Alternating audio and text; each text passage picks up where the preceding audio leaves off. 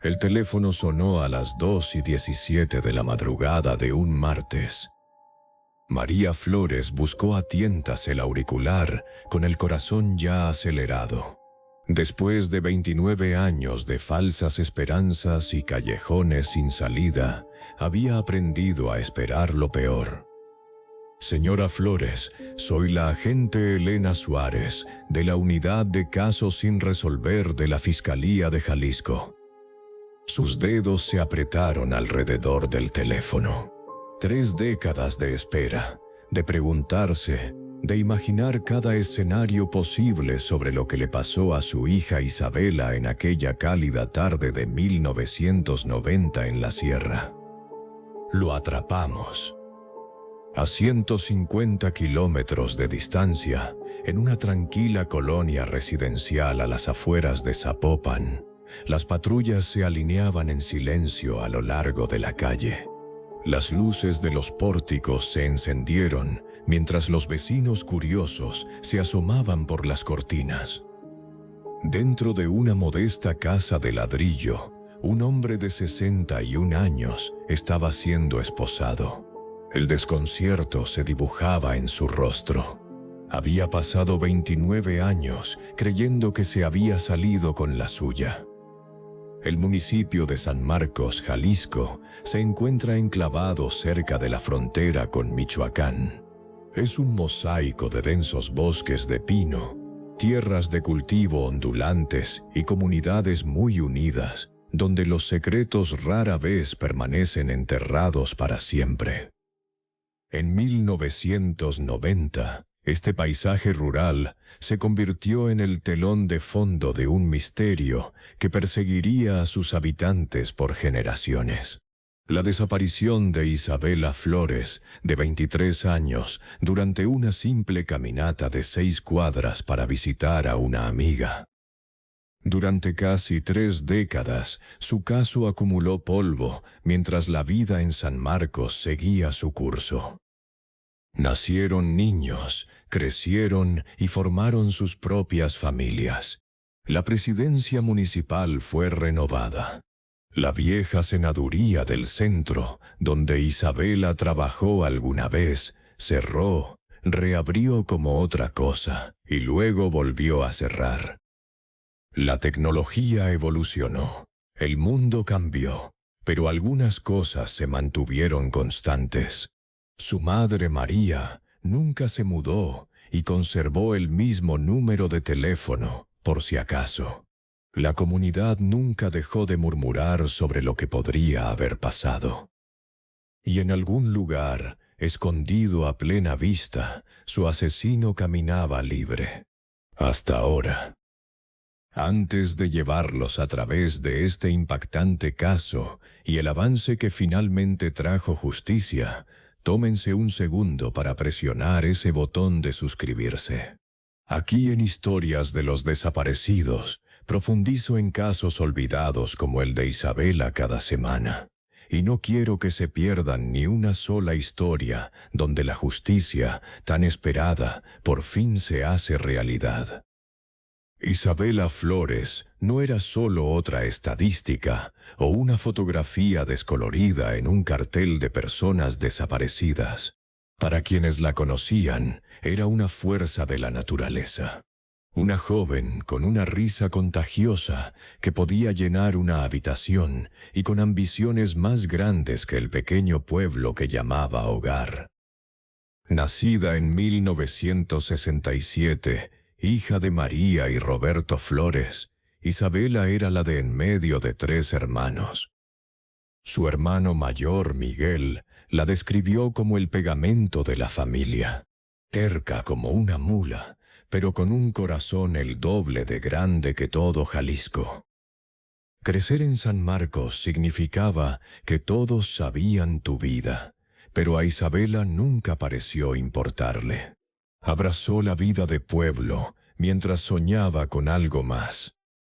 Para 1990, a sus 23 años, Isabela se había consolidado como alguien que llegaría lejos. Graduada de la preparatoria local, trabajaba a tiempo completo en la sucursal del Banco del Centro, mientras tomaba clases nocturnas en una escuela técnica en Ciudad Guzmán. Su objetivo era claro: ahorrar suficiente dinero para trasladarse a la UDG y estudiar administración de empresas. La pared de su cuarto tenía un calendario dibujado a mano, contando los meses hasta que pudiera postularse. Estaba decidida a ser la primera en nuestra familia en obtener un título universitario, le diría María más tarde a los investigadores. Cada centavo que ganaba iba a ese frasco de ahorros para la universidad que guardaba en su tocador. La vida en San Marcos, en 1990, se movía a su propio ritmo. La población rondaba los 12.000 habitantes, repartidos en pequeñas comunidades agrícolas. La cabecera municipal era donde la mayoría de los residentes hacían sus compras, trámites bancarios y vida social. El mercado municipal servía como un centro comunitario no oficial, donde los vecinos se ponían al día con los chismes de la semana. La taquería del centro permanecía abierta hasta tarde los viernes, sirviendo como punto de encuentro para los más jóvenes. La rutina diaria de Isabela era predecible. Se levantaba temprano, a menudo antes del amanecer, para salir a correr por las tranquilas calles de su colonia. Sus compañeros en el Banco del Centro la describían como puntual y meticulosa, llegando cada mañana con su característico termo de café. Las tardes se dividían entre sesiones de estudio en la biblioteca y pasar tiempo con su círculo cercano de amigos. Esa chica tenía toda su vida planeada, recordó Sara Jiménez, amiga de la infancia y compañera de trabajo de Isabela. Tenía una libretita donde anotaba todas sus metas. Comprar un carro, listo. Ahorrar 100,000 pesos para la escuela, iba a la mitad. Encontrar a alguien que valiera la pena llevar a casa con su mamá, esa todavía estaba sin marcar. Aunque Isabela había salido en citas casuales, sus amigos decían que no estaba involucrada seriamente con nadie en los meses previos a su desaparición. Su enfoque seguía en su futuro, en romper el ciclo que mantenía a tantos de sus compañeros de preparatoria atados a San Marcos para siempre. El fin de semana antes de esfumarse, Isabela había manejado con amigos a Guadalajara para un concierto. Las fotos de ese viaje la muestran radiante, con una chamarra de mezclilla, los brazos alrededor de los hombros de sus amigos y las luces de la ciudad brillando detrás de ellos. Sería la última fotografía que se le tomaría a Isabela Flores.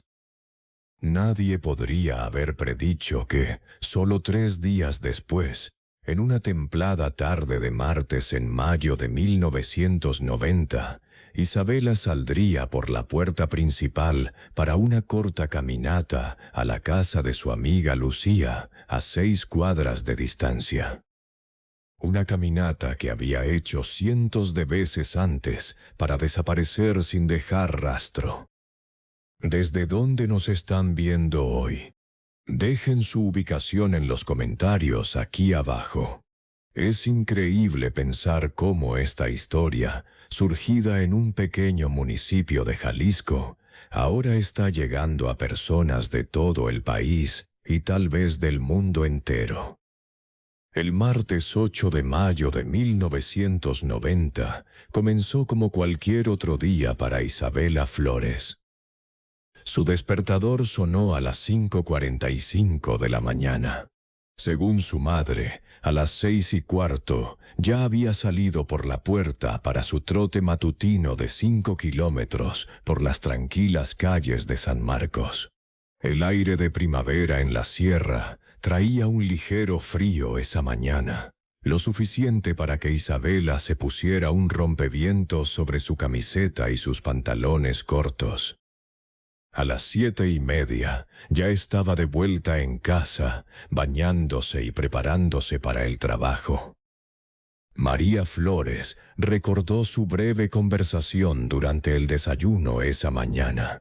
Isabela mencionó una próxima evaluación de desempeño en el banco y cómo esperaba un pequeño aumento que aceleraría sus ahorros para la universidad.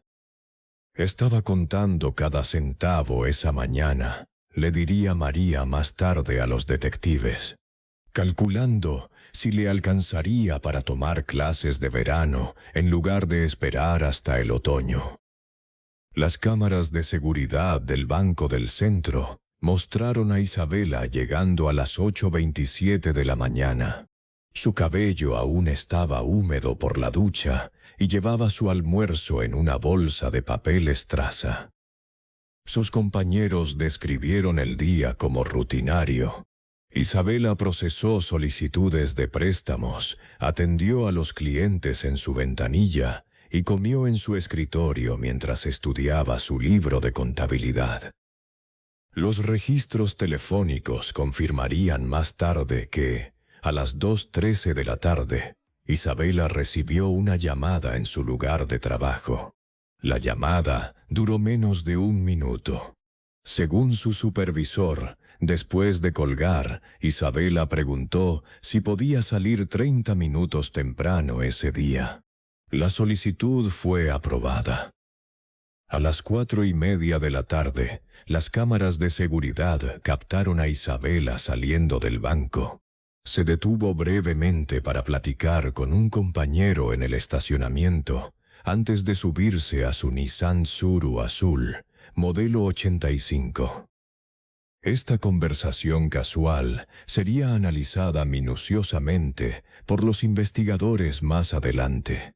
El compañero reportó que no hubo nada inusual en la actitud de Isabela ni en sus planes para la noche. Isabela llegó a casa aproximadamente a las 4:45. Su madre estaba trabajando en el turno de tarde en el hospital y su padre estaba en un viaje de negocios en Guadalajara. Sola en la casa, Isabela se cambió de ropa, dejando su atuendo de trabajo pulcramente colgado en el closet. Los platos en el fregadero sugerían que se había preparado una comida rápida. Quedaba medio sándwich en un plato. A las 7:13 de la noche, los registros telefónicos muestran que Isabela recibió otra llamada. Esta duró casi 10 minutos. Quien llamaba era su amiga Lucía Vargas, que vivía a 6 cuadras de distancia, en la calle Arce. Según la declaración de Lucía, hablaron de reunirse para repasar los apuntes de un próximo examen. Lucía invitó a Isabela a su casa, diciéndole que acababa de hornear galletas y tenía café recién hecho. A las 7:26, Isabela llamó a su madre al trabajo, dejando un breve mensaje en la estación de enfermeras. «Díganle a mi mamá que voy a casa de Lucía a estudiar. Debería estar de regreso a las 10 de la noche». Esta sería la última comunicación confirmada de Isabela Flores. Basándose en las declaraciones de los testigos y la línea de tiempo reconstruida por los investigadores, Isabela salió de su casa en la Avenida de los Pinos aproximadamente a las 7:30 de la noche. Llevaba puestos unos pantalones de mezclilla, una sudadera azul marino de la UDG y tenis blancos. Cargaba una mochila con sus libros de texto y apuntes. La caminata hasta la casa de Lucía no debió tomarle más de 12 minutos. Era una ruta que Isabela había recorrido innumerables veces. Bajando por la Avenida de los Pinos hasta la calle Juárez, cruzando el pequeño parque de la colonia, y luego 3 cuadras por la calle Arce hasta llegar a la casa de Lucía. Las luces de la calle iluminaban la mayor parte del camino, aunque la sección que atravesaba el parque tenía una iluminación deficiente, con una lámpara que, según los reportes, no funcionaba esa noche. La señora Rosa Sánchez, una vecina mayor que vivía frente al parque, le dijo a la policía que vio a una joven que coincidía con la descripción de Isabela entrando al parque aproximadamente a las 7:40 de la noche. Este avistamiento encajaba con la línea de tiempo y la ruta esperada. Caminaba a un paso normal. Nada parecía fuera de lo común. Me fijé en ella porque me saludó con la mano mientras yo regaba el jardín de enfrente, declaró la señora Sánchez. Conozco a la muchacha de los Flores desde que era una niña. Este sería el último avistamiento confirmado de Isabela Flores. A las 8:15 de la noche, Lucía Vargas comenzó a preocuparse. Isabela solía ser muy puntual y la caminata no debió tomarle más de 15 minutos. Llamó a la casa de los Flores, pero nadie contestó. Asumiendo que Isabela se había retrasado o había cambiado de opinión, Lucía continuó estudiando sola. A las 10:30 de la noche, María Flores regresó a casa de su turno en el hospital y encontró la casa vacía. Al notar el mensaje que había recibido sobre la ida de Isabela a casa de Lucía, no se preocupó de inmediato, asumiendo que la sesión de estudio se había alargado. Llamó a la casa de Lucía. La conversación que siguió pondría en marcha la frenética búsqueda de Isabela Flores. «Nunca llegó», le dijo Lucía a María, con el pánico asomándose en su voz. «Pensé que tal vez había cambiado de opinión». En cuestión de minutos, María estaba al teléfono con la Policía Municipal de San Marcos. El oficial Jaime Torres llegó a la residencia de los Flores a las 11:15 de la noche. Inicialmente, intentó tranquilizar a María diciéndole que Isabela probablemente se había reunido con otros amigos o había tenido alguna emergencia menor. Que un adulto desapareciera por unas horas rara vez generaba preocupación inmediata en un pueblo pequeño de Jalisco. Pero algo en este caso se sintió diferente desde el principio. El carro de Isabela seguía estacionado en la entrada. Su cartera estaba sobre el tocador. Solo faltaba su mochila. Esta no era una joven que hubiera decidido irse de forma espontánea. Para la medianoche, el oficial Torres había pedido refuerzos. Comenzaron por desandar la ruta que Isabela debió haber tomado hacia la casa de Lucía. Las linternas barrieron el parque de la colonia, iluminando los juegos infantiles, las mesas de picnic y el sendero para trotar, pero no revelaron nada inusual. Al amanecer del miércoles 9 de mayo, la búsqueda se intensificó. Roberto Flores regresó de su viaje de negocios, pálido y desesperado. Los vecinos se organizaron en grupos de búsqueda, peinando patios y revisando cobertizos y cocheras. Las estaciones de radio locales transmitieron descripciones de Isabela y de lo que llevaba puesto. Para el miércoles por la tarde, se había notificado a las autoridades federales. El agente Arturo Reyes, de la Agencia de Investigación Criminal, llegó desde Guadalajara para ayudar a la policía local. El radio de 6 cuadras alrededor de la ruta de Isabela fue declarado escena del crimen. Las primeras 48 horas de un caso de persona desaparecida son críticas. Y a medida que pasaba cada hora sin rastro de Isabela, la esperanza disminuía. Volantes con su fotografía aparecieron en cada poste de teléfono y escaparate de San Marcos. Los negocios locales donaron comida y café a los buscadores voluntarios que continuaron durante la noche. En la mañana del jueves 10 de mayo, el hallazgo de la mochila de Isabela sacudió por completo los esfuerzos de búsqueda. Fue encontrada parcialmente oculta debajo de un arbusto en el borde del parque, aproximadamente a medio camino entre su casa y la de Lucía. Los libros de texto y los apuntes seguían adentro, aparentemente intactos. No había señales de lucha, ninguna evidencia de sangre, nada que indicara qué había sucedido. Solo la mochila abandonada, como un testimonio silencioso de que algo había salido terriblemente mal en esa caminata de 6 cuadras. El hallazgo de la mochila de Isabela transformó lo que había sido un caso de persona desaparecida en un presunto secuestro. El comandante Víctor Domínguez, un veterano con 22 años en la Policía de Investigación, asumió el mando personal del caso. En una conferencia de prensa organizada apresuradamente en los escalones de la presidencia municipal, hizo una promesa solemne a la comunidad.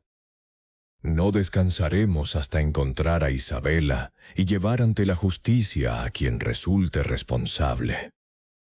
El equipo de investigación inicial estaba formado por 4 detectives locales, 2 policías estatales y el agente federal Reyes, de la Agencia de Investigación Criminal. Establecieron un centro de mando en el salón parroquial de la iglesia principal. Las paredes pronto se cubrieron con mapas, líneas de tiempo y fotografías. Se instaló una línea telefónica dedicada para recibir pistas, atendida las 24 horas del día por voluntarios. El detective Raúl Sánchez, el investigador principal, empleó lo que entonces se consideraba trabajo policial de vanguardia. La mochila fue enviada al Instituto Jalisciense de Ciencias Forenses en Guadalajara para su análisis. Cada artículo en su interior fue examinado cuidadosamente en busca de huellas dactilares, fibras o cualquier evidencia traza que pudiera identificar quién la había tocado por última vez. Los resultados fueron decepcionantes. Solo se encontraron las huellas de Isabela, lo que sugería que el agresor había sido cuidadoso o llevaba guantes. Nos enfrentamos a alguien que no dejó mucho rastro, le dijo Sánchez al comandante en una reunión informativa que luego se obtuvo a través de los expedientes del caso. Esto no parece un crimen de oportunidad. Hay una naturaleza metódica en ello. La investigación se centró rápidamente en establecer una lista de posibles sospechosos. En 1990, antes de que las bases de datos sofisticadas y el análisis de ADN se volvieran el estándar, el trabajo de los detectives dependía en gran medida de entrevistas, coartadas y el instinto. La primera categoría de sospechosos incluía hombres con antecedentes penales que vivían en un radio de 8 kilómetros del lugar del secuestro. San Marcos tenía 7 agresores con antecedentes registrados en ese momento. Cada uno de ellos fue entrevistado exhaustivamente. 6 proporcionaron coartadas verificables para la noche del 8 de mayo. El séptimo, Ramón Valdés, se convirtió en una persona de interés desde el principio, cuando su coartada, afirmar que estaba solo en casa viendo la televisión, no pudo ser corroborada. Valdés, un trabajador de fábrica de 42 años, con una condena por agresión en 1983, vivía a solo 3 cuadras del parque donde se encontró la mochila. Una orden de cateo ejecutada en su domicilio no arrojó nada que lo conectara con Isabela, pero los detectives mantuvieron sus sospechas. Durante semanas, Valdés estuvo bajo vigilancia. Sus movimientos fueron rastreados y sus conocidos interrogados. La segunda categoría incluía a los hombres en la vida de Isabela, novios actuales y anteriores, compañeros de trabajo y conocidos. Su exnovio más reciente, Tomás Garza, fue objeto de un escrutinio particular. Habían salido durante 8 meses antes de terminar, 3 meses antes de su desaparición. Según sus amigos, la ruptura había sido decisión de Isabela y Tomás no lo había tomado bien. Seguía llamándola y apareciéndose en el banco. Lucía Vargas les dijo a los detectives que Isabela no le tenía miedo exactamente, pero que se estaba frustrando.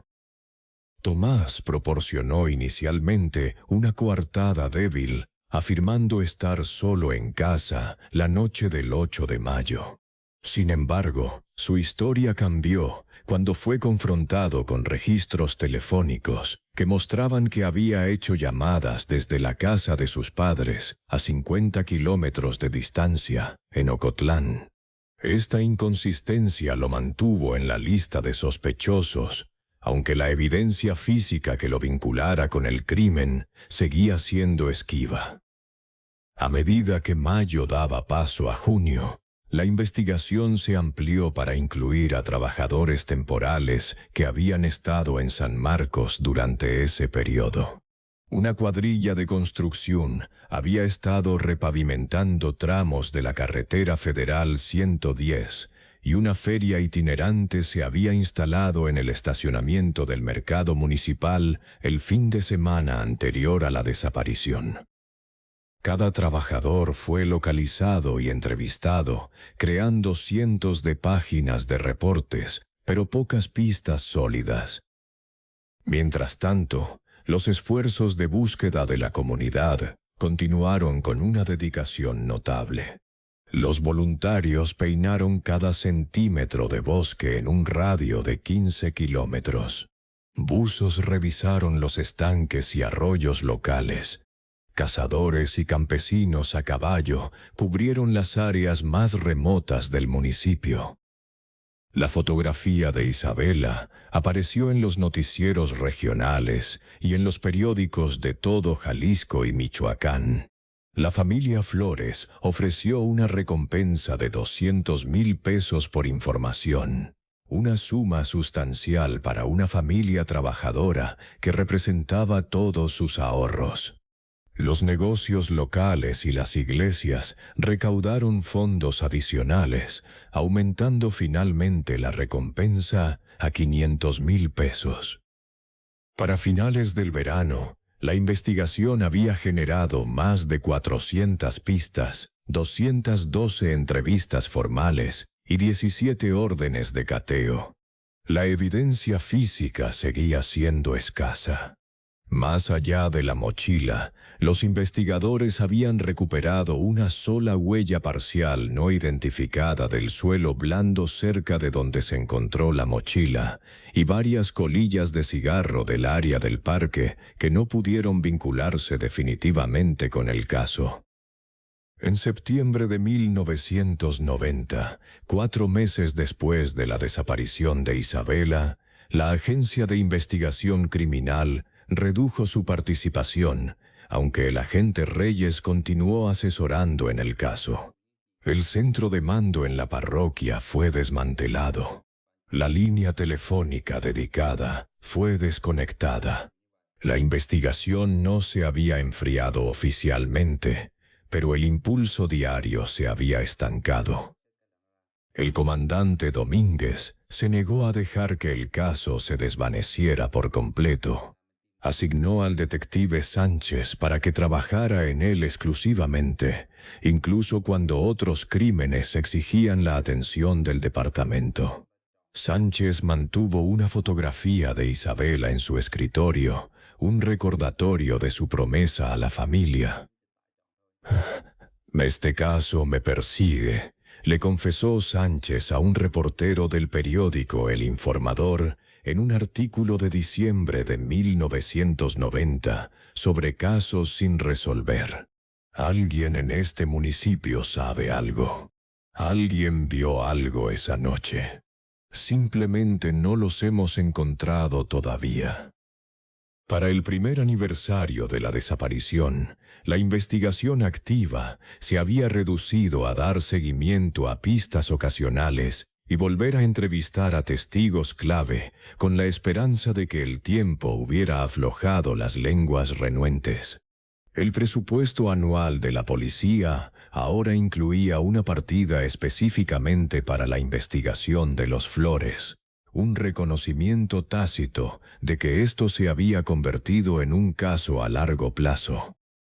El 8 de mayo de 1991, exactamente un año después de que Isabela se esfumara, más de 200 miembros de la comunidad se reunieron en el parque donde se había encontrado su mochila. Sostuvieron velas y rezaron oraciones, soltando globos blancos en el cielo nocturno. María Flores se dirigió a la multitud, con voz firme a pesar de su dolor. Mi hija sigue desaparecida, pero la verdad no. La verdad está ahí afuera, y algún día saldrá a la luz. Nadie en esa sombría reunión podría haber imaginado que ese algún día tardaría casi 3 décadas en llegar. El tiempo se mueve de manera diferente cuando estás esperando respuestas. Para la familia Flores, el calendario se convirtió tanto en enemigo como en amigo.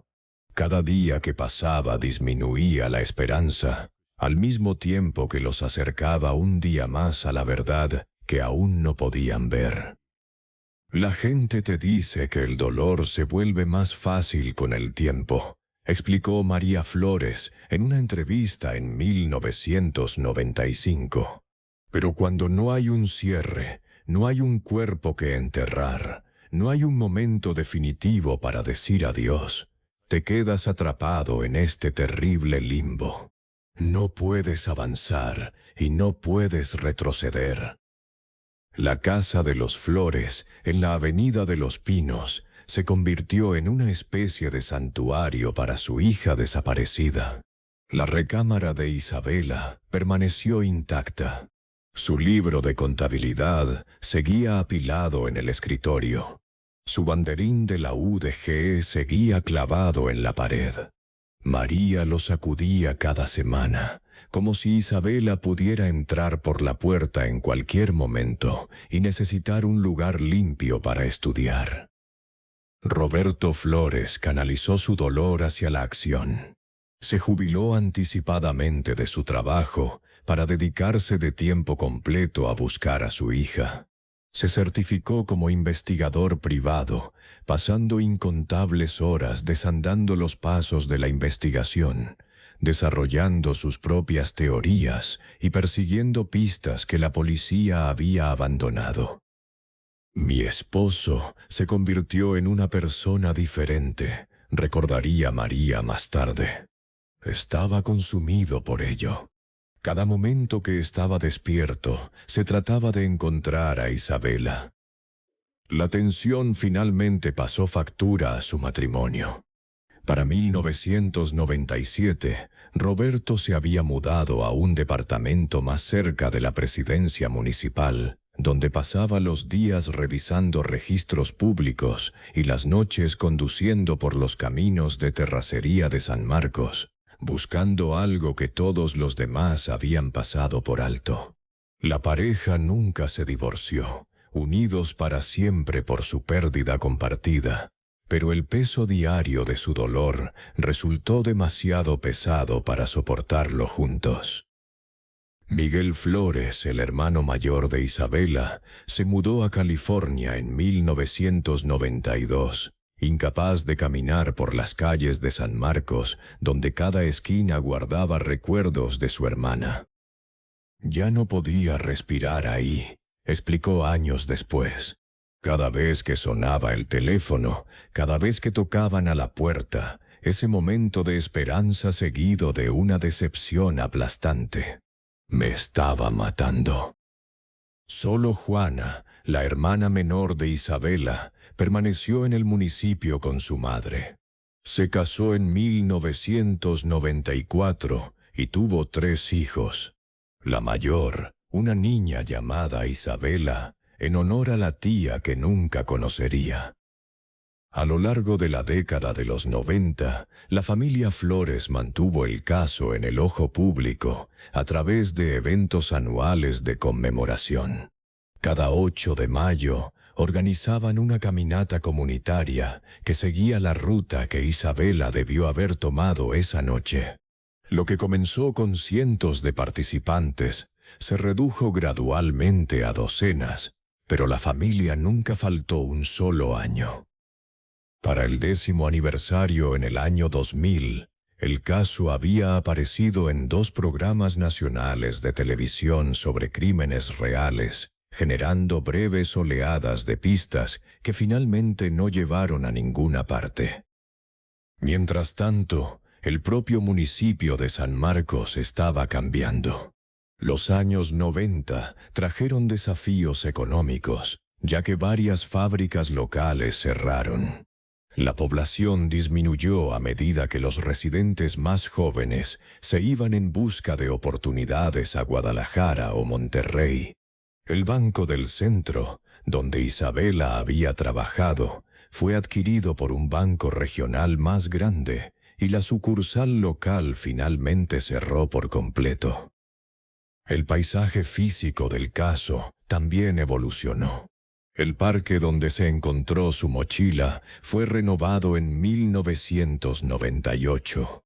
Los viejos juegos infantiles fueron reemplazados y se instaló nueva iluminación. Mejoras que podrían haber evitado una tragedia si hubieran llegado 8 años antes. La colonia de los Flores vio fallecer a los residentes mayores. Las casas cambiaron de dueños y se mudaron nuevas familias que solo conocían a Isabela como una leyenda local. La tecnología también transformó la investigación. En 2001, el detective Raúl Sánchez se jubiló después de 27 años en el departamento. Su reemplazo, la detective Laura Mora, aportó una mirada fresca y técnicas modernas al caso. Digitalizó los expedientes, creó modelos por computadora de posibles escenarios de secuestro y se aseguró de que la información de Isabela se ingresara en las bases de datos nacionales de personas desaparecidas que no existían en 1990. Los casos sin resolver nunca están realmente fríos, le dijo Mora al periódico El Informador en el 15º aniversario de la desaparición. Solo están esperando la pieza de información correcta, la tecnología adecuada o la persona indicada que dé un paso al frente. Para la década de los 2000, el análisis de ADN había revolucionado la ciencia forense. Las colillas de cigarro y las huellas dactilares parciales recolectadas del parque en 1990 fueron reexaminadas utilizando técnicas que no habían estado disponibles durante la investigación original. Aunque estos esfuerzos no produjeron avances inmediatos, las muestras se preservaron con la esperanza de que futuros avances pudieran extraer más información. Roberto Flores no vivió para ver esos avances. En 2012, después de 22 años de buscar a su hija, sufrió un infarto fulminante mientras estaba sentado en su carro afuera de la comandancia de policía de San Marcos. Estaba ahí para discutir una nueva pista que había llegado, una que finalmente resultaría tan infructuosa como cientos de pistas anteriores. En su funeral, el propio comandante Domínguez, ya jubilado, colocó una carpeta del caso sobre el ataúd de Roberto, un símbolo de la búsqueda que había definido sus últimos años. María Flores continuó sola, con su determinación intacta a pesar del tiempo y la tragedia. Ahora, en sus 70 años, seguía contestando cada llamada telefónica con un aleteo de esperanza. Mantenía un sitio web dedicado al caso de Isabela y adoptó las redes sociales como una nueva herramienta para llegar a posibles testigos. Alguien sabe algo, se convirtió en su mantra. Repetido en cada entrevista, impreso en las camisetas que usaban en cada caminata de aniversario. Alguien sabe algo y algún día lo dirá. Para 2019, a medida que se acercaba el 29º aniversario de la desaparición de Isabela, el caso había sobrevivido a 2 comandantes, 4 detectives principales e innumerables promesas. Pero en una pequeña oficina del Centro de Justicia Regional, una unidad de casos sin resolver recién formada estaba a punto de reabrir el misterio más notorio del municipio. Si están encontrando esta historia tan fascinante como yo, por favor tómense un segundo para presionar ese botón de me gusta y suscribirse al canal. Su apoyo me ayuda a seguir sacando a la luz estos importantes casos sin resolver. ¿Qué hora es en donde nos están viendo? Déjenlo en los comentarios aquí abajo. Siempre me fascina ver cómo estas historias llegan a personas en diferentes zonas horarias. Con algunos de ustedes viéndonos en el desayuno, mientras que otros podrían estar despiertos tarde en la noche, incapaces de dormir después de escuchar sobre casos como el de Isabela. En enero de 2019, el fiscal regional, Marcos Vega, se presentó ante el Consejo de Seguridad del Estado con una solicitud de presupuesto inusual. Después de casi 3 décadas en la corporación, Vega había visto cómo los casos sin resolver perduraban como heridas abiertas en la comunidad. Su propuesta era establecer la primera unidad dedicada a casos sin resolver en una zona rural de Jalisco. Estos no son solo expedientes acumulando polvo, les dijo Vega a los consejeros. Son promesas que le hicimos a las familias y que siguen sin cumplirse. El consejo aprobó los fondos para un equipo de 2 personas, modesto para los estándares urbanos, pero sin precedentes para un municipio del tamaño de San Marcos. Vega no tuvo que buscar mucho para saber quién lo lideraría. La agente Elena Suárez, una veterana con 15 años en la corporación y con reputación de ser metódica y exhaustiva, había estado trabajando extraoficialmente en casos sin resolver en su tiempo libre durante años.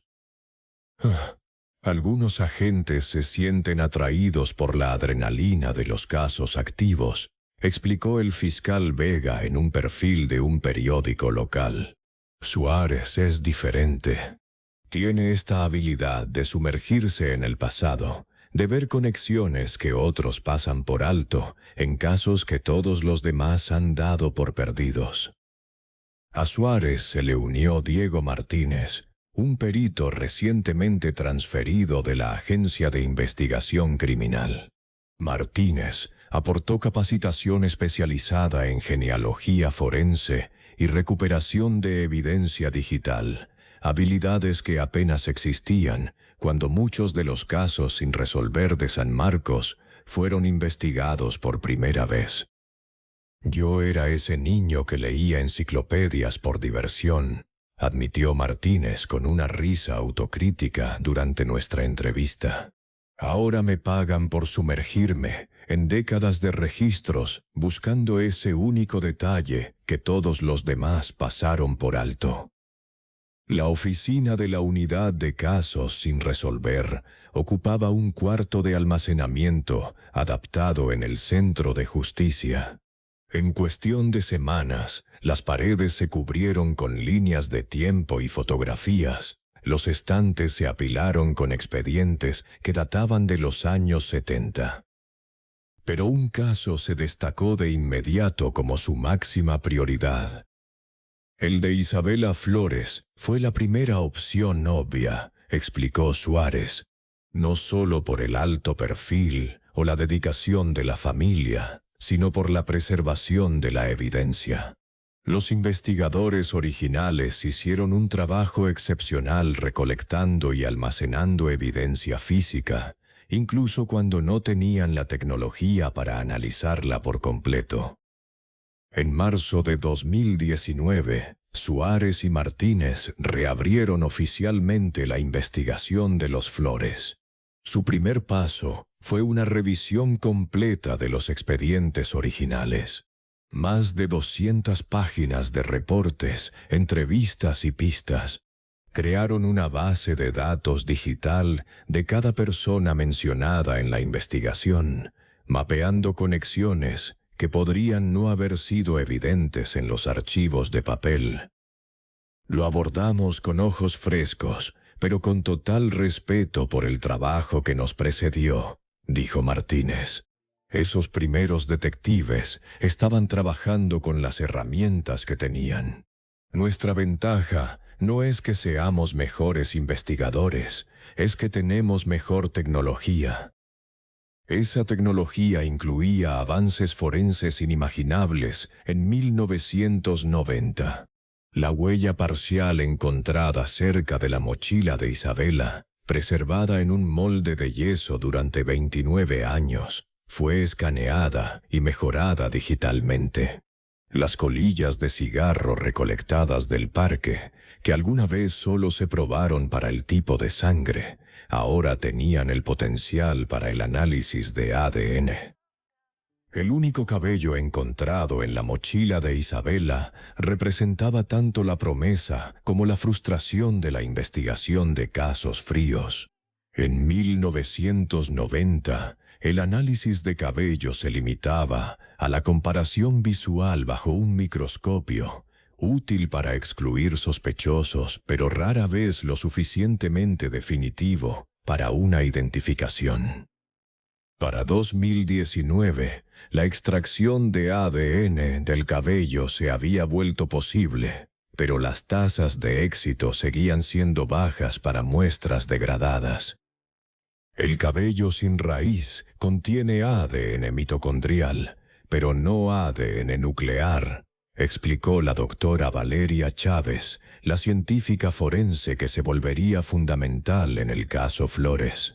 El ADN mitocondrial puede hablarnos del linaje materno, pero no proporciona el perfil individual único que sí da el ADN nuclear.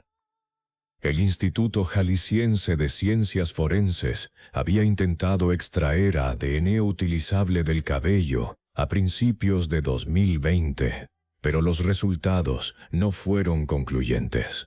Un revés devastador para la unidad de casos sin resolver.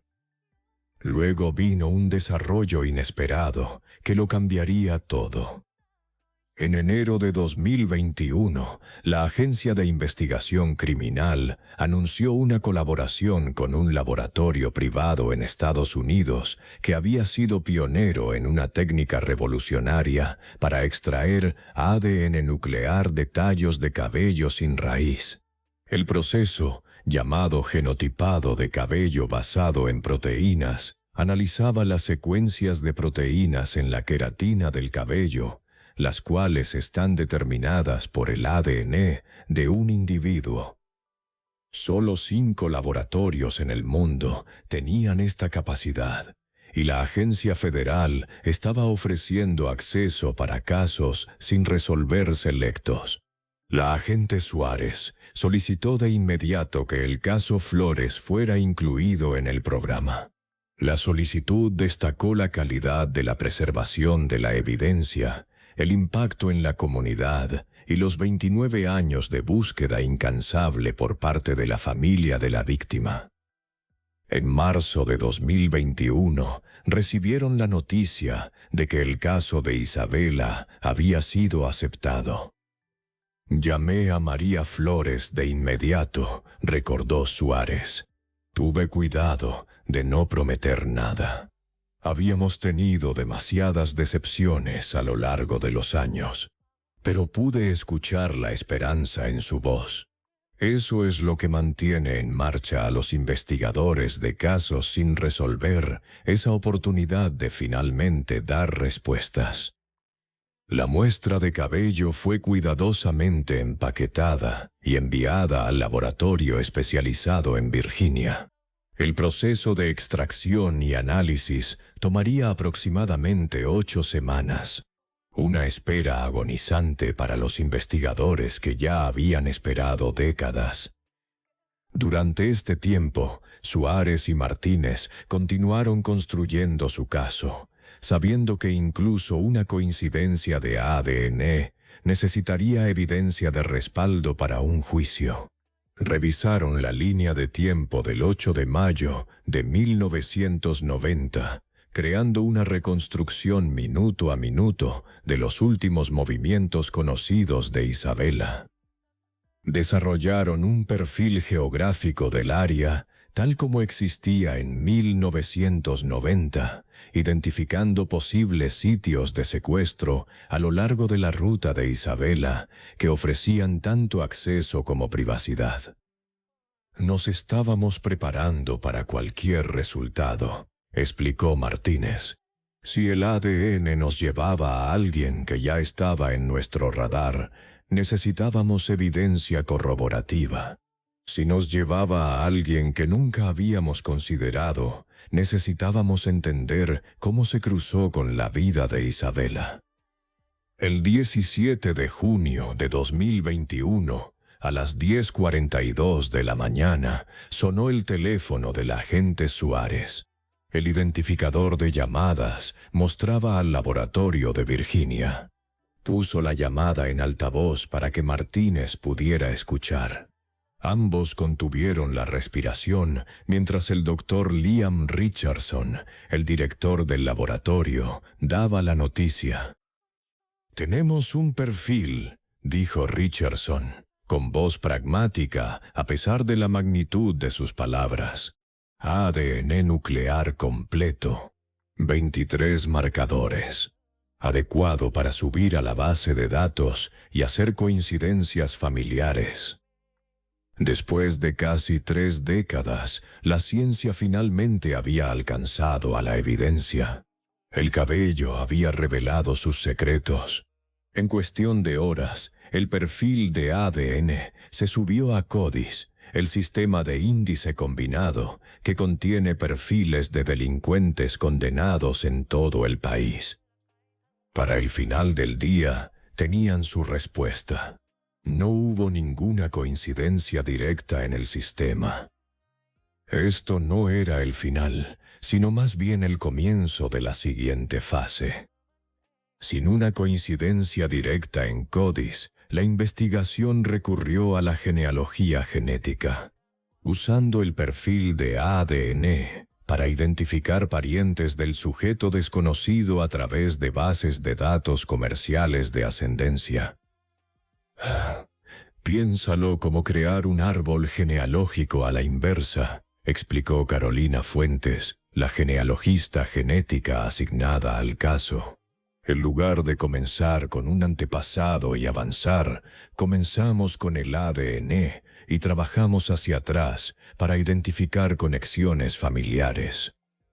El proceso fue minucioso.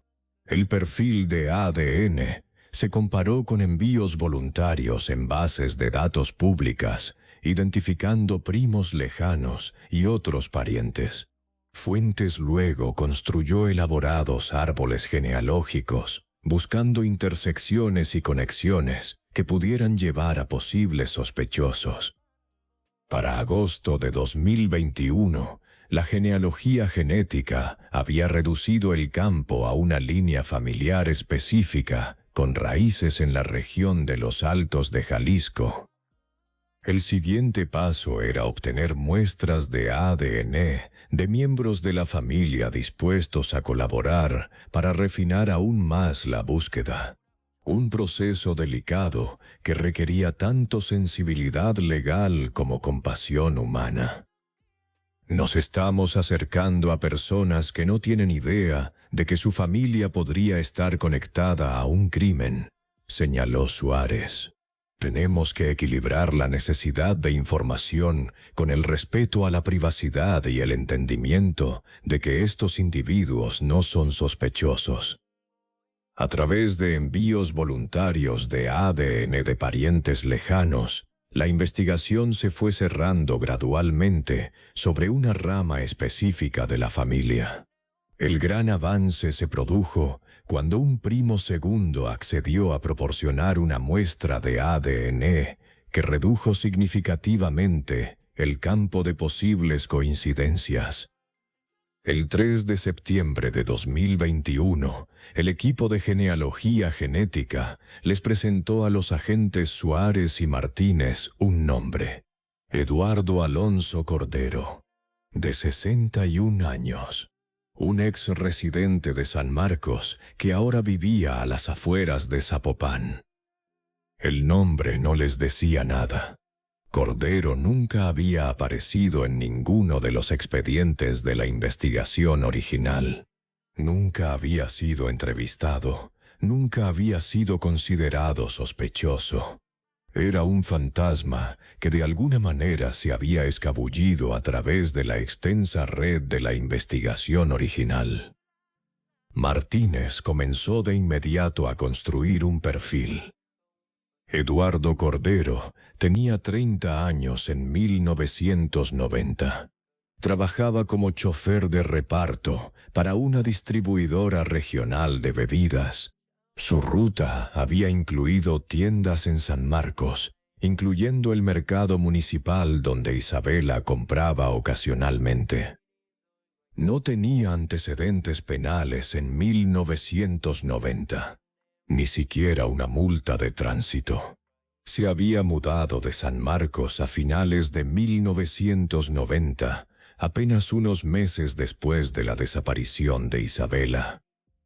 En papel se veía completamente ordinario, dijo Martínez. Ese suele ser el caso con los depredadores que evaden la captura. Se mezclan, no llaman la atención sobre sí mismos.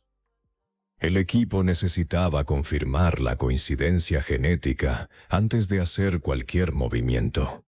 Obtuvieron una orden de cateo para ADN descartado. Una técnica que permite a los investigadores recolectar artículos que un sospechoso ha tirado en público, como vasos de café o colillas de cigarro, sin alertarlos de la investigación. Durante 2 semanas mantuvieron a Cordero bajo vigilancia, esperando la oportunidad perfecta. El 21 de septiembre, recuperaron una lata de refresco que había tirado en un bote de basura público afuera de una gasolinera en Zapopan. La lata fue enviada de urgencia al laboratorio estatal para su análisis. La llamada llegó a las 2:17 de la madrugada del 23 de septiembre de 2021. El ADN de la lata de refresco coincidía con el cabello encontrado en la mochila de Isabela. La probabilidad de coincidencia era de 1 en 7.2 billones. Después de 29 años, habían encontrado a su sospechoso. En las horas previas al amanecer, mientras Suárez hacía esa emotiva llamada a María Flores, un equipo táctico ya se estaba reuniendo afuera de la casa de Eduardo Cordero en su coto residencial. El momento por el que habían trabajado durante décadas finalmente estaba cerca. He trabajado en docenas de casos sin resolver, reflexionó Suárez más tarde. Pero hay algo especial en el caso de Isabela. Tal vez sea el tiempo que la familia luchó por obtener respuestas. Tal vez sea como la comunidad nunca olvidó. O tal vez sea saber que alguien pensó que se había salido con la suya durante todos estos años, viviendo una vida normal, mientras la familia Flores sufría todos los días. Escuchen, no suelo hacer esto, pero este caso realmente me llega. Si están encontrando valor en esta inmersión profunda sobre cómo la ciencia forense moderna finalmente puede hacer justicia en casos de hace décadas, les agradecería mucho si compartieran este video con alguien a quien le pueda interesar. Los casos sin resolver como el de Isabela solo se resuelven cuando la gente sigue hablando de ellos, manteniéndolos vivos en la memoria pública. Su acción de compartir podría ayudar a otra familia a encontrar respuestas. ¿Cómo está el clima donde se encuentran hoy? Déjenlo en los comentarios aquí abajo. Siempre me fascina pensar que hay personas viendo esta historia desde playas soleadas, montañas nevadas o ciudades lluviosas, todos conectados por nuestro interés compartido en ver que se haga justicia sin importar cuánto tiempo tome. Eduardo Alonso Cordero desafiaba todos los estereotipos de un depredador. Con 1,78 m de estatura, cabello gris ralo y lentes de lectura perpetuamente posados en su nariz, se parecía más a un maestro de matemáticas de preparatoria que a alguien que albergaba un secreto mortal. Los vecinos en su colonia de Zapopan lo describieron como ordinario y educado, pero reservado. El tipo de persona que saludaba desde su cochera, pero rara vez entablaba una conversación. Mantenía su jardín impecable, siempre pagaba la cuota de mantenimiento del coto a tiempo, dijo Margarita Velasco, quien vivió frente a Cordero durante 15 años. Si me hubieras pedido que eligiera a alguien en nuestra cuadra que pudiera estar escondiendo algo terrible, él habría sido el último en mi lista. Nacido en 1960 en Tepatitlán, Jalisco, Cordero tuvo una infancia que parecía ordinaria en papel. Los registros escolares mostraban calificaciones promedio y problemas disciplinarios mínimos. Se graduó de la preparatoria en 1978, asistió a una escuela técnica por un semestre y luego ingresó a la fuerza laboral. Para 1990, se había establecido en un trabajo como chofer de reparto para la distribuidora de bebidas del Occidente, una empresa regional que suministraba bebidas a tiendas de abarrotes y restaurantes. Su ruta incluía el municipio de San Marcos, donde hacía entregas semanales al mercado municipal, a la taquería del centro y a varias tiendas de conveniencia. Este trabajo le proporcionó razones legítimas para estar en el área y conocimiento de los caminos y colonias locales. Ventajas que resultarían cruciales en mayo de 1990. Lo que los investigadores encontraron más perturbador fue la naturaleza calculada del comportamiento de Cordero después del crimen. A los 3 meses de la desaparición de Isabela, solicitó una transferencia a una ruta de entrega diferente, citando el deseo de estar más cerca de sus padres ancianos en Zapopan. Para diciembre de 1990, se había mudado por completo de San Marcos, cortando cualquier conexión visible con el área donde Isabela se había esfumado. Fue un movimiento inteligente, observó el perito Martínez. La mayoría de los perpetradores cometen el error de cambiar drásticamente sus vidas después de cometer un crimen. Renunciar a trabajos, mudarse al otro lado del país. Comportamientos que llaman la atención. Cordero hizo un cambio de vida razonable y explicable que no levantaría sospechas. En Zapopan, Cordero construyó una vida diseñada para evitar el escrutinio. Se casó en 1992 con una mujer que conoció en un grupo de solteros de la iglesia. No tuvieron hijos. Trabajó para la misma compañía de bebidas hasta 2015, obteniendo ascensos a supervisor de ruta y finalmente a gerente de operaciones. Se unió al Club Rotario, fue voluntario ocasionalmente en eventos comunitarios y construyó una modesta cuenta de jubilación. Su único roce con la ley fue una multa por exceso de velocidad en 2003. Creó la tapadera perfecta, explicó Suárez. Un matrimonio estable, un trabajo fijo, participación comunitaria. Todos los marcadores de un ciudadano responsable. ¿Quién miraría 2 veces a alguien así? El arresto de un sospechoso en un caso sin resolver de 29 años requiere una planificación meticulosa. Una vez que el ADN confirmó a Eduardo Cordero como su objetivo, los agentes Suárez y Martínez reunieron a un equipo especializado para manejar cada aspecto de la operación. Había mucho en juego. Un arresto mal ejecutado podría poner en peligro todo el caso, permitiendo potencialmente que un asesino quedara libre por cuestiones de procedimiento. Teníamos una sola oportunidad para hacer esto bien, explicó el fiscal Vega. Después de 3 décadas, no podíamos arriesgarnos a cometer un error que comprometiera el juicio. El equipo de arresto incluyó a miembros de múltiples agencias, detectives de San Marcos, oficiales tácticos de Zapopan y agentes federales que habían apoyado el caso. Las sesiones de planificación cubrieron todo, desde el acercamiento a la propiedad hasta las palabras exactas que usarían los oficiales durante el arresto. La fiscal del Ministerio Público, Diana Montes, trabajó junto al equipo para garantizar que se cumplieran todos los requisitos legales. Se prepararon órdenes de cateo no solo para la residencia de Cordero, sino también para sus vehículos, dispositivos electrónicos y una bodega de almacenamiento registrada a su nombre. Las órdenes eran deliberadamente amplias, permitiendo a los investigadores buscar cualquier evidencia relacionada con Isabela Flores u otras posibles víctimas.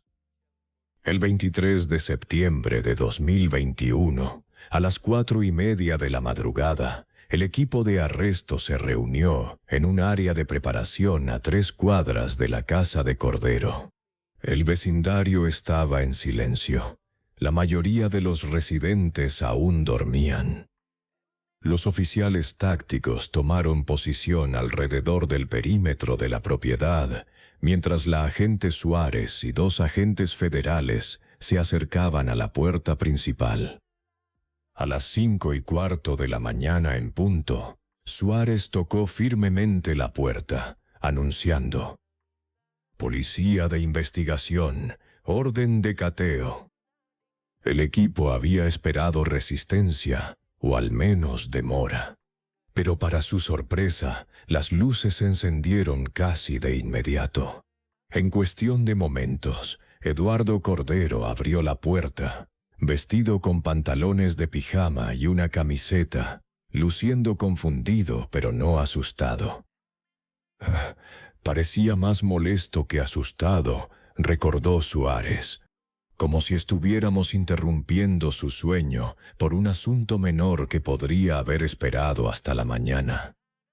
Eso cambió cuando Suárez declaró claramente: «Eduardo Alonso Cordero, queda usted detenido por el secuestro y homicidio de Isabela María Flores, ocurrido el 8 de mayo de 1990. Los testigos describieron cómo la expresión de Cordero se transformó. La molestia fue reemplazada por la conmoción y luego por algo más difícil de definir. No habló, no se resistió mientras los oficiales aseguraban sus manos con cinchos de plástico. Su esposa apareció en el pasillo detrás de él, confundida y asustada, preguntando repetidamente qué estaba pasando. Mientras Cordero era conducido a una patrulla que lo esperaba, Martínez observó algo revelador. Nunca preguntó quién era Isabela Flores. Nunca afirmó no conocer el nombre. Eso es inusual para alguien que está siendo acusado de un crimen que no cometió. Dentro de la casa, la búsqueda comenzó de inmediato. En la cochera, los investigadores encontraron un gabinete de metal cerrado con llave que la esposa de Cordero no pudo abrir. Ella no tenía la llave y su esposo nunca le había mostrado lo que había adentro. Cuando los técnicos lo abrieron, descubrieron una colección de periódicos locales de mayo y junio de 1990, todos con historias sobre la desaparición de Isabela. Para media mañana, la noticia del arresto se había extendido por San Marcos como un reguero de pólvora. Las estaciones de radio locales interrumpieron su programación habitual para anunciar el avance. El periódico El Informador se apresuró a imprimir una edición especial. Las redes sociales explotaron con la noticia y los residentes compartieron recuerdos de dónde habían estado cuando Isabela desapareció y cómo el caso había afectado a su comunidad. María Flores se enteró del arresto en esa llamada antes del amanecer del agente Suárez. Después de colgar, se sentó sola en su cocina. La misma cocina donde había esperado junto al teléfono noticias de su hija innumerables veces a lo largo de las décadas. Siempre supe que llegaría este día, les dijo a los reporteros que se reunieron afuera de su casa más tarde esa mañana. Solo que no sabía si viviría para verlo. La respuesta de la comunidad reflejó tanto la conmoción por la identidad del sospechoso como el alivio de que el caso finalmente se hubiera resuelto. Los residentes de toda la vida luchaban por reconciliar al ordinario chofer de reparto que recordaban vagamente con el monstruo ahora revelado. Era solo el tipo de las bebidas, dijo Tomás Villalobos, quien había administrado el mercado municipal en 1990. Venía una vez a la semana, reabastecía los refrigeradores, hacía pláticas sobre el clima o el fútbol. Nada en él destacaba. Esa normalidad hizo que la revelación fuera aún más perturbadora. Eduardo Alonso Cordero no se había estado escondiendo en las sombras. Se había estado escondiendo a plena vista, detrás de una fachada de normalidad que nadie había pensado en cuestionar. La pregunta más inquietante seguía siendo, ¿qué conexión existía, si es que había alguna, entre Cordero e Isabela Flores? Una investigación intensiva no reveló ninguna relación previa obvia. No habían asistido a las mismas escuelas ni iglesias. Ella no estaba en su ruta de entrega. Ninguno de sus amigos o compañeros de trabajo reconoció su nombre o fotografía. La conexión, al parecer, fue mucho más aleatoria y perturbadora. Las grabaciones de seguridad del Banco del Centro, preservadas en los expedientes del caso, proporcionaron el eslabón crucial. El 24 de abril de 1990, 2 semanas antes de la desaparición de Isabela, Eduardo Cordero había entrado al banco durante el turno de ella. Los registros de transacciones mostraron que había cambiado un cheque de nómina y el sello de la cajera indicaba que Isabela había procesado la transacción. Ese breve encuentro selló su destino. Para la tarde del arresto, se había formado una reunión espontánea en el parque donde se encontró la mochila de Isabela. La gente llevó flores, veladoras y notas escritas a mano, creando un memorial improvisado. Entre ellos estaban antiguos compañeros de clase de Isabela, ahora en sus 50 años, algunos con hijos adultos propios. Este pueblo ha cargado con la historia de Isabela durante 29 años, dijo Lucía Vargas, la amiga a la que Isabela iba a visitar en esa fatídica noche. Su caso cambió la forma en que los padres de aquí criaron a sus hijos. Cambió nuestra forma de pensar sobre la seguridad, sobre la confianza. Y ahora, finalmente, está cambiando nuestra forma de pensar sobre la justicia, que puede retrasarse, pero eventualmente llega. Mientras Eduardo Cordero era procesado en el Centro de Reinserción Social Regional, fichado por cargos de secuestro y homicidio, el peso de lo que se había logrado comenzó a asimilarse para los investigadores.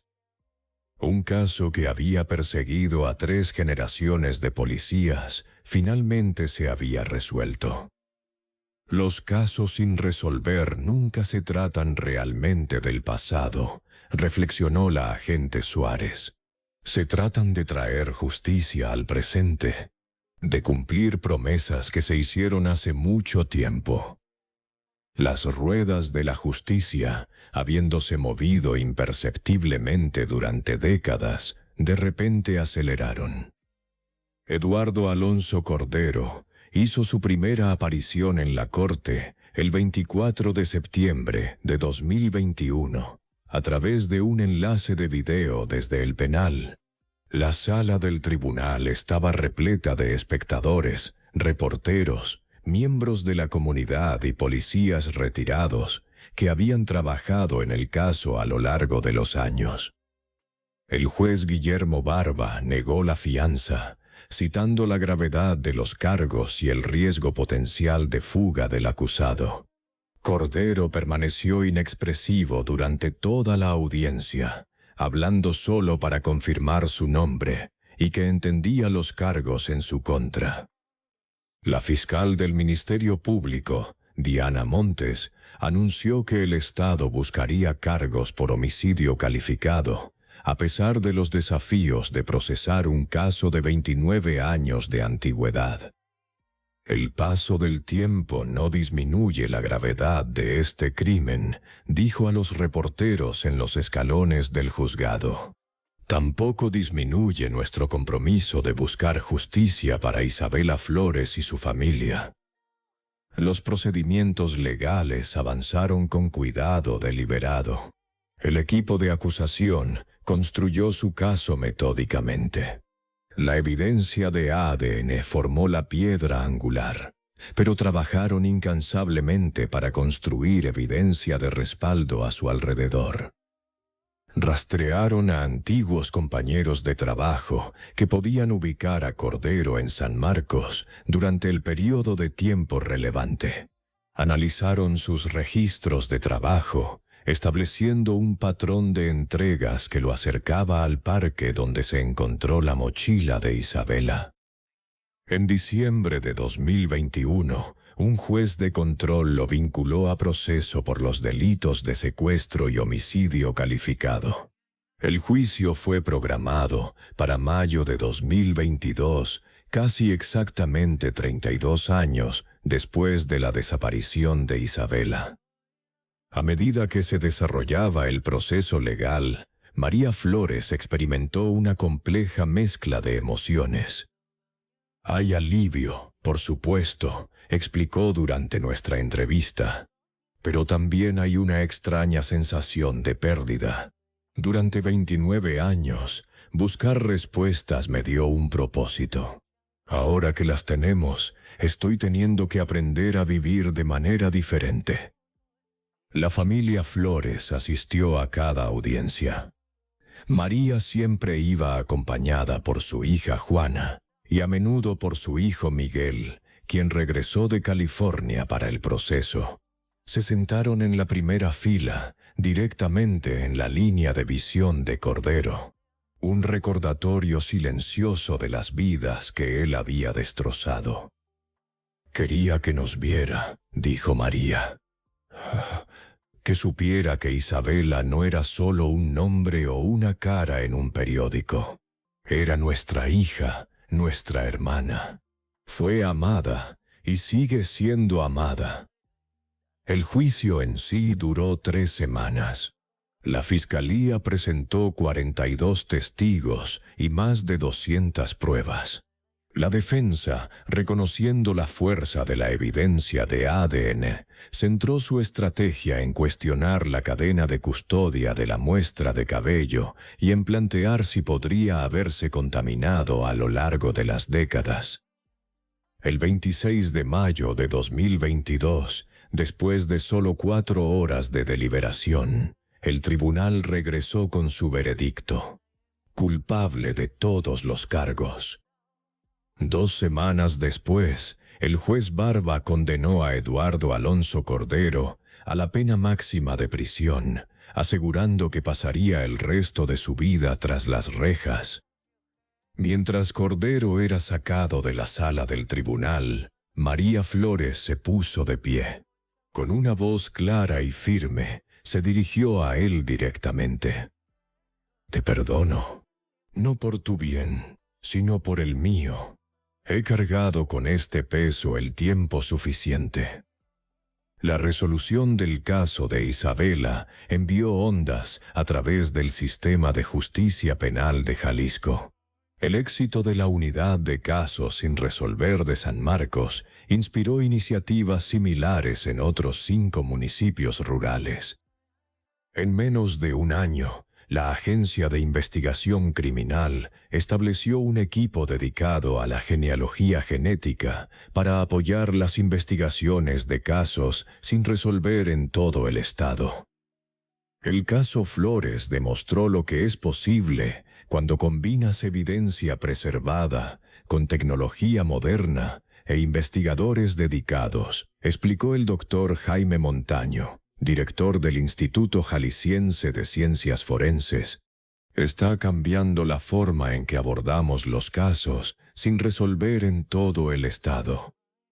Para la comunidad de San Marcos, la resolución del caso trajo una medida de sanación a una herida que nunca se había cerrado por completo.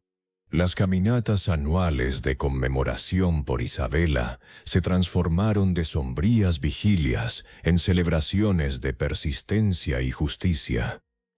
El parque donde se encontró su mochila fue rebautizado oficialmente como Parque Conmemorativo Isabela Flores, en una ceremonia a la que asistieron cientos de personas. Quizás el legado más profundo del caso de Isabela ha sido su impacto en otras familias que esperan respuestas. La familia Flores estableció una fundación a nombre de Isabela para apoyar las investigaciones de casos sin resolver y proporcionar recursos a las familias de personas desaparecidas. La primera iniciativa de la fundación financió pruebas avanzadas de ADN para 3 casos sin resolver en municipios vecinos.